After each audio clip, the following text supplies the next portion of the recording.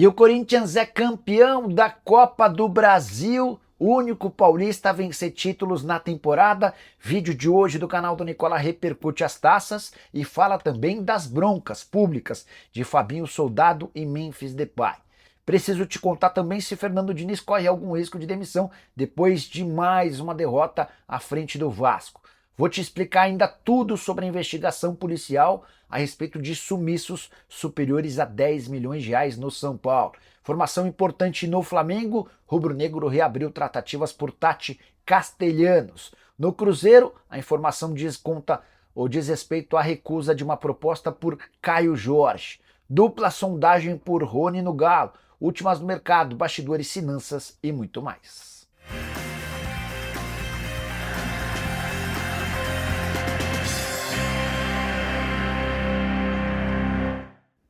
Fala aí pessoal, eu sou Jorge Nicola, bem-vindos a mais um vídeo do canal, sempre bom ter vocês por aqui, sem perder tempo, pedir para deixar like, se inscrever no canal e ativar as notificações. Antes das notícias, bora brincar com o palpitão do Nicola, sugestões de sábado e domingo bateram bonito. Vamos ver se nessa segunda-feira a gente mantém um aproveitamento. Estou indo numa múltipla de 4 jogos.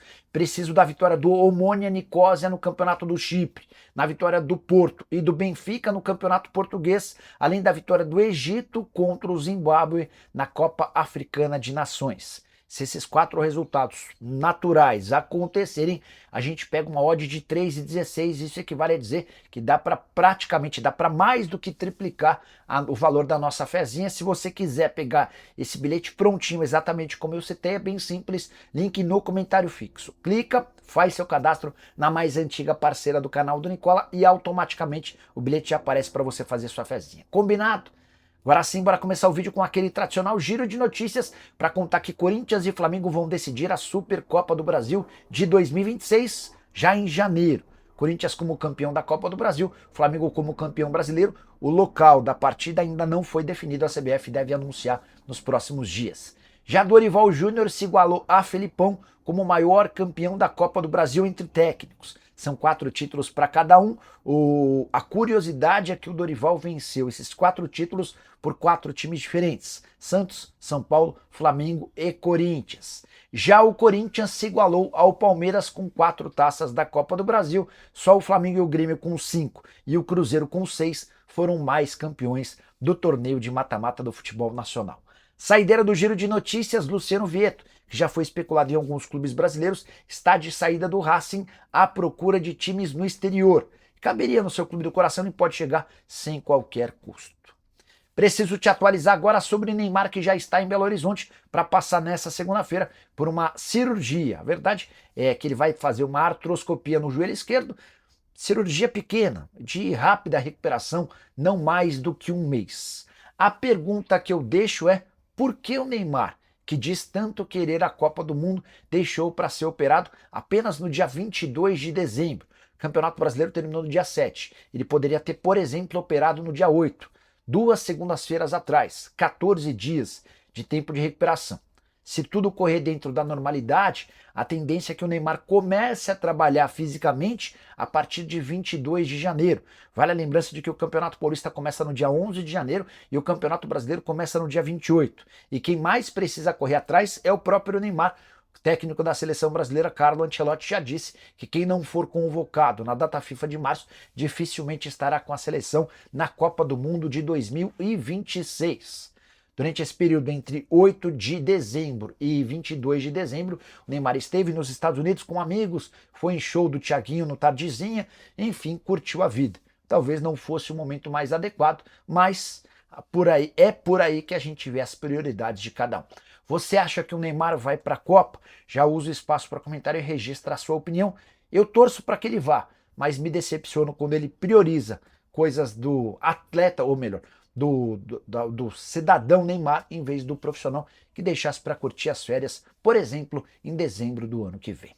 Quero falar agora sobre o Clube Atlético Mineiro e sondagens, no plural, por Rony. O atacante do Galo foi procurado nos últimos dias pelo Santos e pelo Bahia. Antes de gravar esse vídeo, conversei com um pai e empresário do Rony, o Hércules, e consegui confirmar a informação trazida pelo Everton Guimarães. Durante o final de semana, o HG contou que o Santos e o Bahia demonstraram interesse. O Hércules conversou com o Alexandre Matos. Matos quis entender as condições do Rony no Atlético. Ainda não há proposta oficial do Peixe, assim como não há oferta oficial do Bahia. As sondagens até agora tinham a intenção de entender o que o Rony quer. Ele pode sair? Quanto ele custa?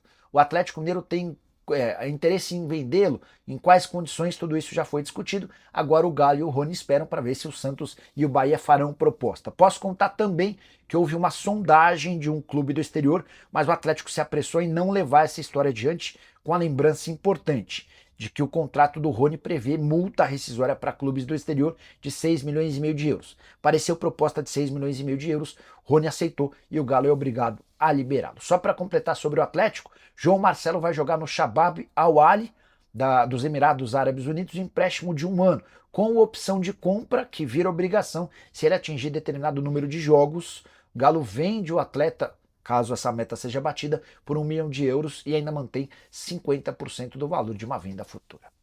Quero contar agora que o Cruzeiro recusou proposta por Caio Jorge.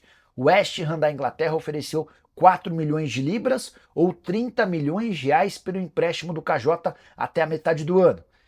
Esse empréstimo seria seguido de obrigação de compra por mais 21 milhões de libras ou 156 milhões de reais em julho. Ou seja, entre janeiro e julho, o Cruzeiro ficaria com 186 milhões de reais pelo Caio Jorge, com a lembrança de que o KJ foi comprado da Juventus por apenas 45 milhões de reais.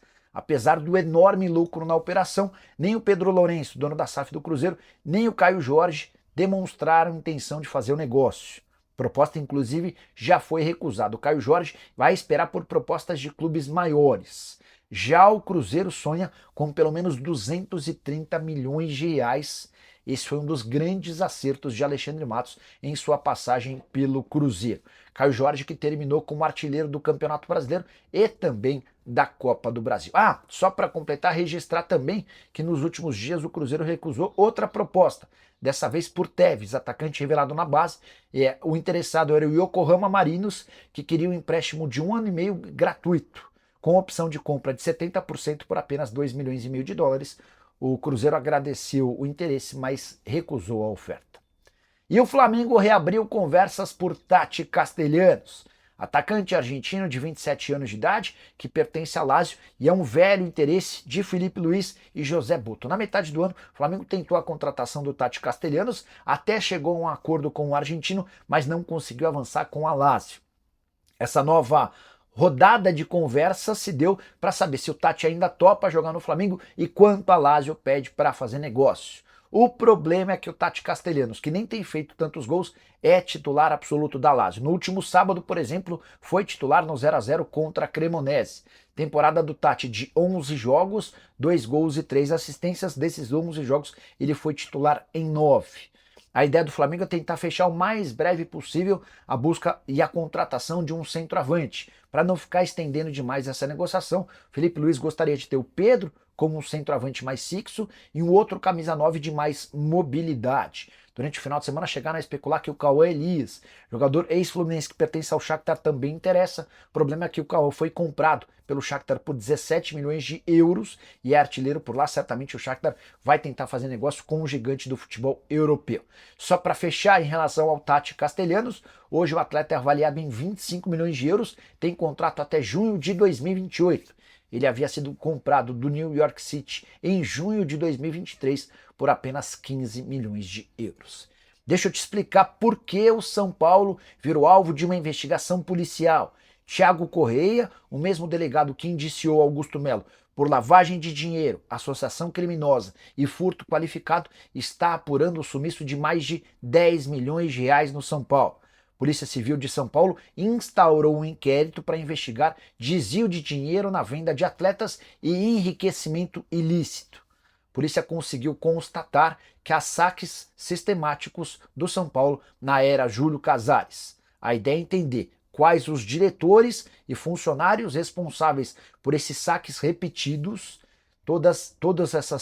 esses saques, essas retiradas em negociações de atletas. Caso extremamente grave que pode resultar em indiciamento ou, quem sabe, até em prisão.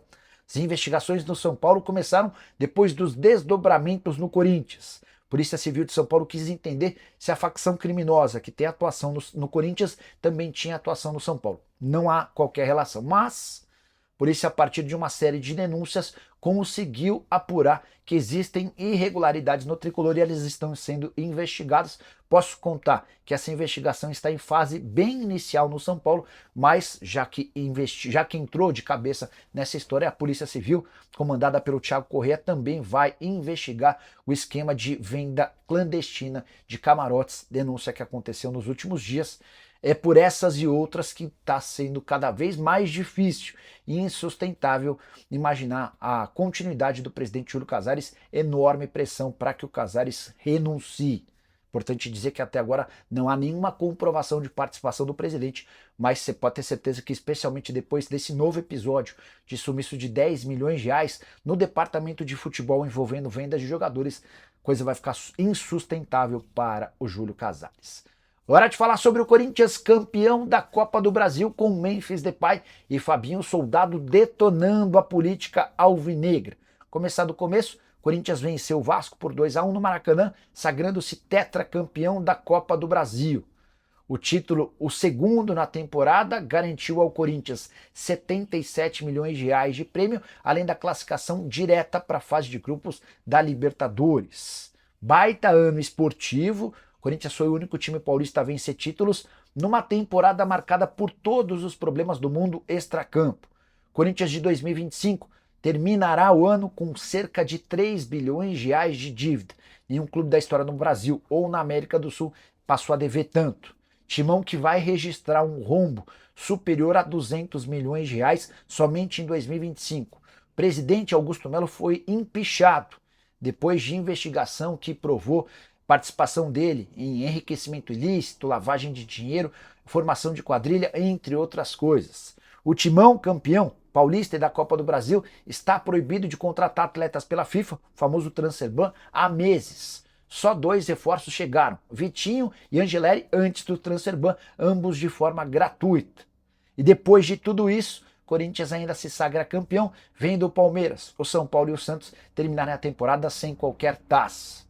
Apesar da festa e da alegria dos corintianos, Fabinho Soldado, executivo de futebol, não confirmou sua permanência para 2026. Já havia contado para vocês no domingo que o Fabinho havia afirmado aos dirigentes do Corinthians que deixaria o clube. Na entrevista pós-jogo ele disse o seguinte, abre aspas, minha vontade sempre foi de permanecer, mas confesso que esse pequeno grupo que existe no Corinthians incomoda a todos. Parece que o profissionalismo atrapalha. Se o Corinthians quer se tornar uma equipe grande, precisa olhar para a prática das equipes que estão liderando os campeonatos, que têm profissionais sérios. Vamos ter uma conversa com o presidente para entender o planejamento para 2026, para que a gente possa tomar a melhor decisão.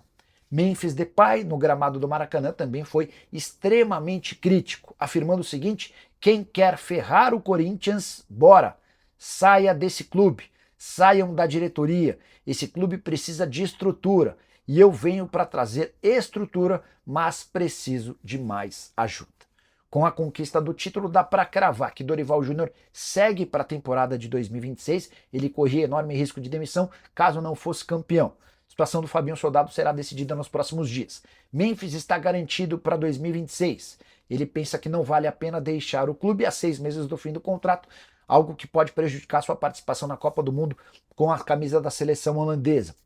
Timão que promete pagar nos próximos dias o transfer ban, grana de 77 milhões de reais do prêmio da Copa do Brasil, ajuda na quitação dessa dívida que vai permitir ao Corinthians buscar contratações. Hora de falar sobre o outro lado da final da Copa do Brasil. Fernando Diniz corre risco de demissão. Enorme decepção do torcedor vascaíno, que tinha a chance, com uma vitória em casa, de se sagrar campeão da Copa do Brasil depois de 14 anos. Vale a lembrança de que o Vasco não vence nenhuma taça desde 2016, quando ganhou o Campeonato Carioca. Não foi o caso. O Vasco fez um primeiro tempo bom, um segundo tempo razoável, mas acabou caindo na catimba do Corinthians e perdeu por 2-1. Dessa maneira, em vez da vaga na Libertadores e da taça, O Vasco vai ter de se contentar com um prêmio de 33 milhões de reais prometido ao vice-campeão pela CBF. No total, por conta de toda a participação na Copa do Brasil, o Vasco embolsou 57 milhões e 100 mil reais. Verratti era um dos jogadores mais emocionados e chorou copiosamente dentro do campo. Outra imagem forte do Fernando Diniz consolando seu filho na saída do Maracanã, filho muito chateado com o vice-campeonato. A pergunta sem resposta: Fernando Diniz corre ou não risco de demissão? Os números são bem ruins. Passagem do Diniz nessa temporada de 2025 teve apenas 42% de aproveitamento dos pontos.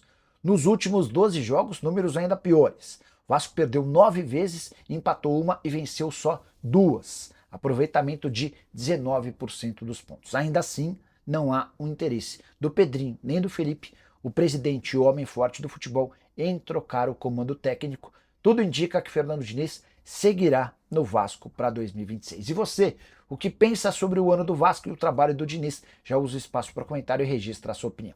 Só não esquece de deixar like, de se inscrever no canal. A gente se encontra assim que surgir notícia. Tchau!